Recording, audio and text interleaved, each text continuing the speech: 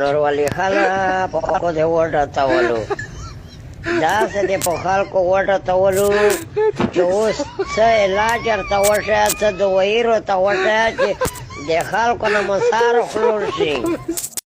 ताज़ियत कर ले दुआ मेरे साथ. किसके लिए? आप हाथ तो डालिए ना, दुआ कर लेते हैं. जिस पीडीएम के लिए जो मरहूम हो गई है वो आपकी तहरीक और वो इनकलाब, उसके लिए फातिहा पढ़ दें.